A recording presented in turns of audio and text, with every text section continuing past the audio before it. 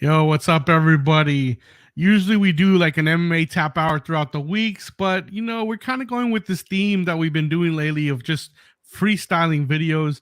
And Ben was off today, and I said, Ben, let's pull up a MMA tap hour. Let's do a little freestyle, talk about UFC 284, talk about some of the news, MMA news, everything unplanned. We don't got no graphics for you today, no fancy, plans, no spreadsheets, no data, nothing for y'all. We're just gonna talk about it, shoot the shit, and talk MMA. Ben, let's go with a UFC 284. Biggest takeaway between that Islam Makhachev Alexander Volkanovski fight. Biggest takeaway from that fight was just, Volk. I really need to. I know that in our breakdown to the fight, I did take Volk based on the odds that he had.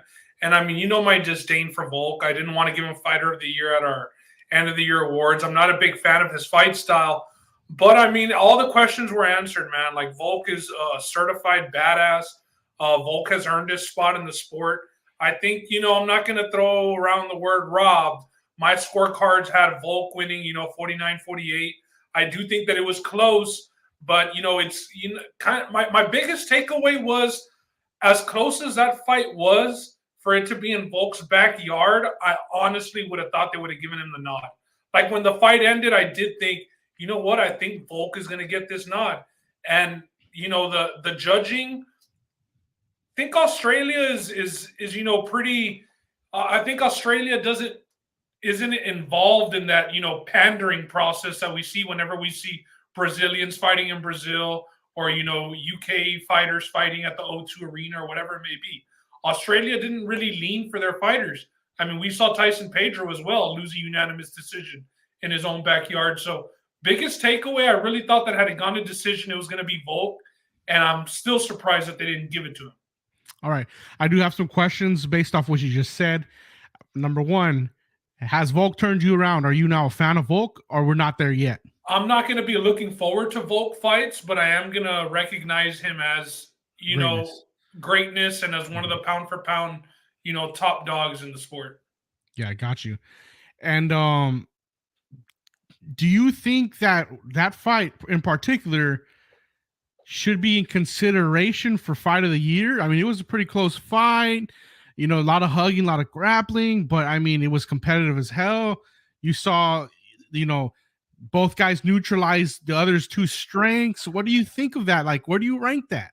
It was a great fight, but I think it's a little too early for fight of the year. I mean, I guess, with 3-4 cards deep into the new year, can it be fight of the year so far? Yeah, I guess. Yeah. But nah, that shit ain't gonna hold up.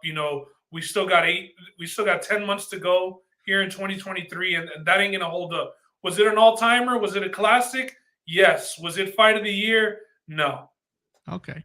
That's fair. So now I gotta ask you, stuff has come out. I think it started with Dan Hooker. He was the first one to say, hey, Islam, you thought you were gonna be able to cheat and us not find out in our own backyard. This dude, he IV'd after the weigh-in, and there's some photos that came out where Islam does have little IV bumps, where they insert IVs on his arm. Is that just rumor and innuendo? Any speculation there? What do you think? What is that? What do you make out of that? Like, I think one of the funnier things that has come out of this fight is Dan Hooker sticking up for Volkanovski on Twitter, and Bilal Muhammad has become pretty cringe the way he's been sticking up for Islam. Granted, I'm not an Islam fan either, but it's funny seeing, these teammates, being loud on Twitter, what's the word that I'm looking for here? They're saying that this other guy is taking IVs. You know what I mean? Is he guilty of that? I don't know, bro. I don't want to, be the conspiracy theorist, and I'm no doctor to see some track marks. I mean, who knows? Maybe he was shooting up some heroin and it wasn't even IV. Regardless, both illegal. But no, I'm not going to be the guy believing Dan Hooker of all people. Dan Hooker rubs me the wrong way as it is. So as much as I don't like Islam, and his camp, I'm not the biggest fan. No, I'm not going to go out there and say that he was doing IV. Is it believable because of the tough times that we know that they have, cutting weight all the way going back to Khabib? Yeah, it is, but you're going to give him the benefit of the doubt, and I'm going to say no. Okay. Another topic you talked about earlier that I want to cover. You talked about how you thought it could have gone 3-2 in Volk's backyard. Yes, the way you scored it, you thought maybe that could have been the way. Now, other fighting organizations, they do have different criteria for scoring where they score the totality of the fight.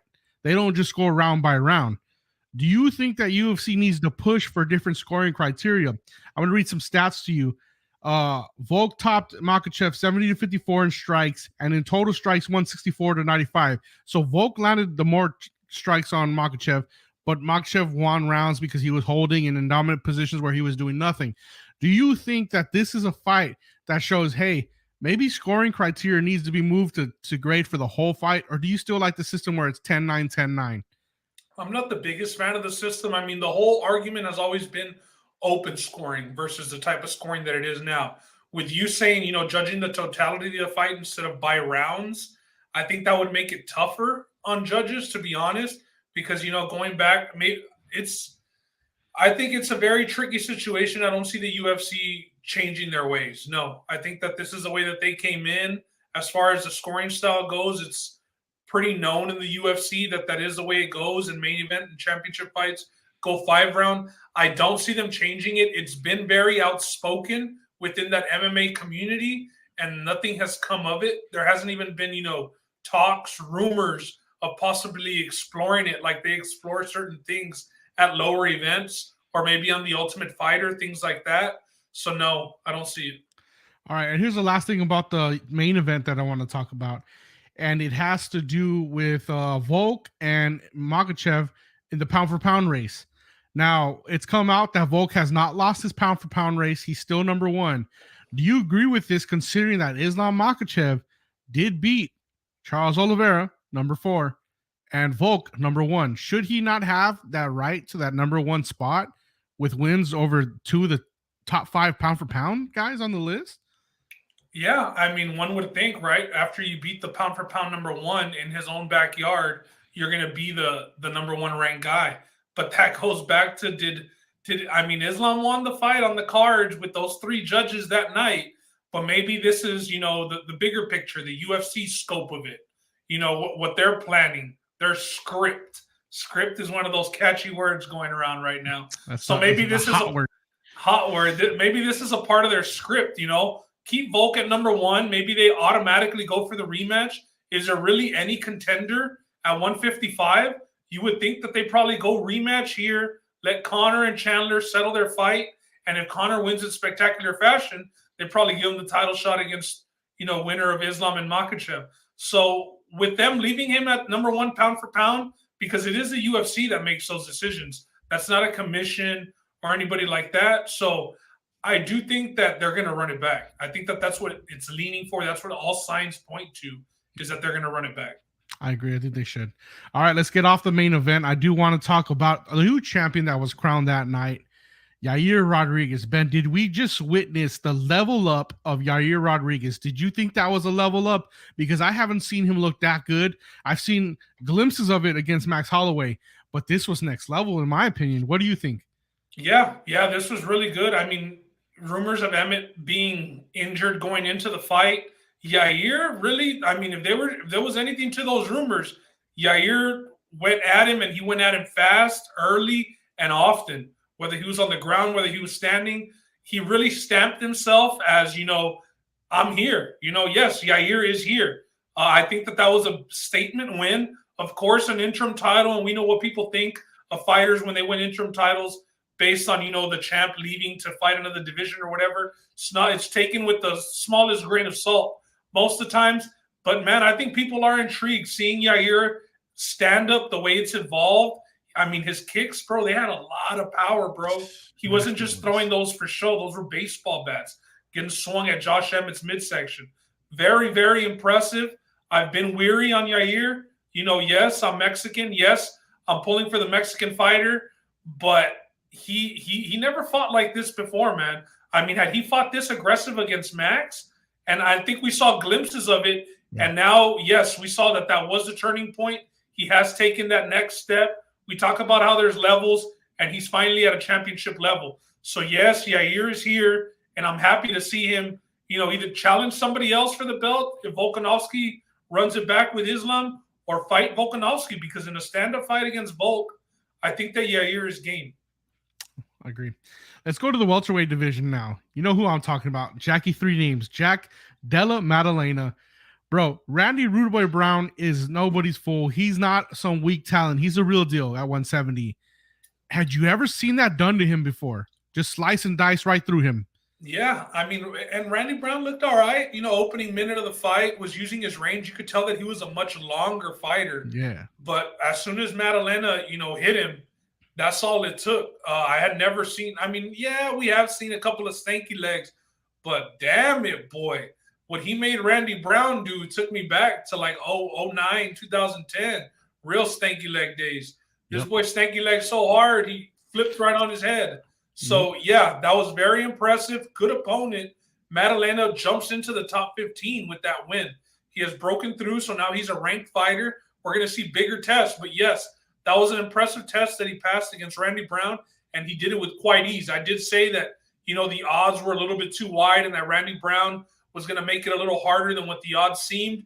You were right on that fight, Justin. Maddalena seems to be the truth. I agree. And, I was talking about welterweight having new blood. You had Hamzat, you got Shavkat, now you got Jack Della Maddalena. So new blood is there. Ben, let's just book him real quick.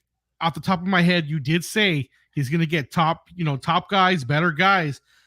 I can't think of a better fight for him than maybe Vicente Luque, a guy who likes to stand and bang as well. That's got to be an exciting fight that they can make. And you got to think probably Jack Della Maddalena might be favored in that one. No. Yeah, with the power that we saw and the way that Vicente Luque gets hit, I think that for sure is a fight that they should want to give him, because it's going to play into his style. Something else that I was thinking of was maybe like all Magny Madoff, is he in that division? Magomedov. I think Magny, Neil Magny.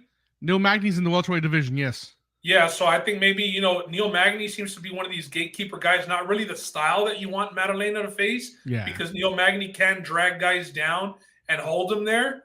But, Randy Brown was decent. I think Neil Magny is that step up from Randy Brown, so I wouldn't mind a Magny fight to see if he can keep himself standing and off the ground. All right. Now, let's get into the, before we get into the bad of the UFC pay-per-view, I want to get into the last good thing and just something that, made you feel good when you're watching it. The Hall of Fame has a new wing, the Jens Pulver wing. Did you get to watch with the volume on when they were introducing Jens Pulver? He's sitting and he's live streaming on Twitch or YouTube for UFC 284, and he has no idea he's about to get entered in. They call his name for the Hall of Fame, and he live reacts because he's already live on the internet. It's just one of the good things that you want to see. And I'm glad they did that for him, because he's a legend in that lightweight division. Back in the day, lightweights didn't really exist in the UFC. They kind of went to the WEC, but he kind of set the standard. He won a title. What did you think of that Jens Pulver introduction for the Hall of Fame? Yeah, I thought it was really neat. A guy who's easily could go forgotten, you know what I mean? Unless you were a real UFC hardcore and started watching back in the day. But this is a guy who beat BJ Penn, won the belt, and then coached the Ultimate Fighter against BJ Penn, to where BJ Penn did end up getting the belt back from him. But yeah, Jens Pulver is a legend. One of those guys that it doesn't look like he was given much, born with much talent and much of that, but he was just a tough ass dude back in the day. Yep. It was the early days of the UFC before it really evolved into fighters having every skill. So Jens Pulver was around. It was like perfect timing for him. Because had he been in the UFC, now where the fighters are much well-rounded, had his career gone the exact same way? No, hell no, no shot.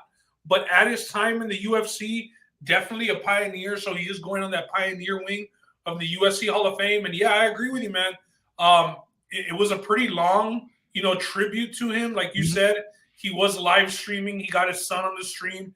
He was crying. He couldn't believe it. So a good thing for a guy like that, that's probably one of those bucket list things for him, cementing him. He's now in the Hall of Fame. Nobody can take that away from him. Looks like he's doing all right, staying around the UFC game, doing the broadcast for the pay-per-views. Dana does like to keep some of those legends around working with the UFC in some way or fashion. I don't know if he's directly connected to the UFC, but he was live streaming for the pay-per-view events. So yeah, really good for Jens Pulver, a guy that easily forgotten, but a legend. All right. Now, UFC 284 did have a blemish. This is the dark side of the pay-per-view, and I have to talk about it. Jimmy Crute versus Alonzo Menafield. You saw the point taken away right away on Alonzo Menafield. Did you agree with the judging there? Did you think that Mark Goddard should have taken away that point? Were you with it? I don't know if Mark Goddard warned Menafield at all in that fight. Was it a pretty? I don't remember him warning him at all. I don't either. But honestly, I watch the fights most of the time without volume and I'm jamming out music. So I don't remember him warning him, but it was a pretty harsh, fence grab. It definitely stopped the takedown. And yeah, he took the point away, but at least he didn't start them off on the ground. I mean, that was Alonzo Menafield's fight to win, bro. Yes, he got the point taken away, but he was in control of that fight. Just really dumb fight IQ, I thought, on his part, fighting in the clinch a lot with Crute and then ending up getting taken down. I thought at distance, he was, head and shoulders way better than Jimmy Crute. Rocked him early, could have had him out of there in the first round. The ref gave him a little bit of leniency and let it keep going. But some of these guys, man, after they rock fighters, obviously you're in the moment and you're wanting just to rush for the kill shot. But you'll see what separates, the guys at the upper tier and some of the other fighters is the patience and the IQ of not just bum rushing them to throw as many shots as you can, but being precise and landing those that are going to finish the fighter while he's rocked and things like we've seen a lot of guys go and put guys up against the fence right after rocking them. I thought Menafield did that several times in this fight, and it ended up costing him big. So I'm lucky that he got the draw, right? Because that's another one where, across the pond, you think, I know Jimmy Crute isn't necessarily from Australia, but I could see them giving him that decision after the point deduction all day. Very surprised for the draw. Yeah. So let's go to the Israel Adesanya comment. So we did have, after the fight, they do the reporting and whatnot. And since that is his hometown, or that's where he's training out of, he did come out on the press conference and he did have a comment that I thought was a little interesting. I'm going to read it out to you. He says, "I'm not dwelling on losses ahead of the Alex Pereira rematch. I don't keep score. I settle them." What do you think about a comment like that when you're down 3-0? Yeah, I mean, he's got to say something to keep himself, I guess, motivated and not necessarily. Now, I don't know about motivated because losing to a guy 3 times might, keep you motivated, but it also could demoralize you. Yeah, like, hey, maybe this guy just has my number. So you got to say certain shit to psych yourself out and get you into that, hey, I was winning the fight for this long. Yeah, but the last round where this guy knew that he had to go for broke and none of that shit mattered, he got you out of there, and it didn't look very good. So honestly, I mean, what my prediction is going to be. I was on Pereira last time that they fought. They are going to rematch. I'll be on Pereira again. He probably gets him out of there earlier. And Justin, we talked about it too. Is he against the fence? How careless he is against the fence. These Pereira hooks, you're not going to be able to do that, bro. I mean, we say, oh, you beat it. How hard is it? You beat a team twice in a year. How hard is it to beat them the third time? I mean, you beat a guy 3 times. In this case, in this sport, I think it only gets easier to keep beating them because fighting is very much psychological and mental. And I honestly think that Pereira is rent-free in Izzy's head at this point. Oh, no doubt. All right, let's just wrap it up. I got one more news headline to talk about, and I think it's a 2-piece headline, and it's none other than the notorious one saying on the Michael Chandler fight, "I feel energetic. I feel ready." Matt Brown comments, "Michael Chandler might send Conor McGregor into retirement if he knocks him out." Ben, notorious one. If it's lights out for him this fight, is he done in the UFC? The aura's, I mean, at that point. At that point, I mean, it's crazy that there's still some, but it's been injury and he can talk himself into something. That Ultimate Fighter show is definitely going to help him a lot, right? Because it's going to be all that airtime. You know that he's going to get the better of Michael Chandler verbally on the show. So with a knockout, the aura's got to be just about gone. Yeah, I mean, that's got to be the last straw for McGregor.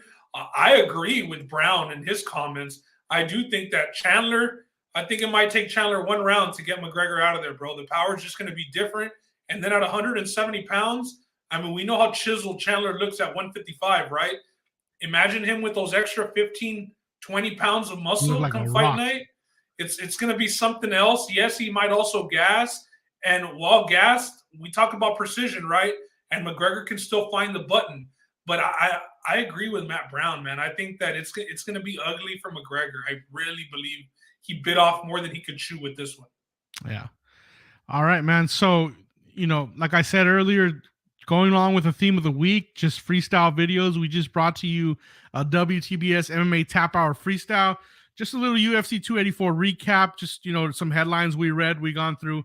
But yeah, that's it for us. Next big pay-per-view, beginning of March, we got the return of the GOAT, Johnny Bones Jones, against Cyril Gane. Justin, off the top of your head, do you know what the betting line is for that fight by chance? Honestly, I think I saw it last minus 200 Gane. I think I saw. So you got Cyril Gane as a minus 200 favorite against John Jones. I mean, that's a number that you never thought you would see on John Jones. This is his first fight at heavyweight, you know, after what, two-year layoff? I'm excited for that one. I'm glad that it comes at the beginning of the month in March. We only got 2 more weeks left in February, man. We're gonna get out of here, and that John Jones fight right around the corner. And then, you know, the end of the month, we got UFC San Antonio with Chito and Sanhagen. So in general, though, March, in general, March has really good cards. I know we also have Fiziev, and who's fighting in March, Justin? I'm not sure who's booked against Fiziev, but you know, if it's Fiziev, it's a banger regardless. It's a banger. It's a banger. Somebody's going to get KO'd. Really, Gaethje, bro? Is it Gaethje? It's Gaethje and Fiziev. That's who it is. That's incredible, man. That's incredible fight right there. Gaethje, Fiziev. We got Sanhagen and Chito. We've got John Jones and Cyril Gane, and one other card sprinkled in there in March. We just got to get past this bullshit that's coming up this Saturday, man. Why lie? Yeah. The top master for us is going to be interesting because it's Andrade stepping in. It wasn't even scheduled, so let's see what happens. But yeah, I think that's it for us today in this MMA Tap Hour Freestyle, right? That's all we got, bro. All right, peace.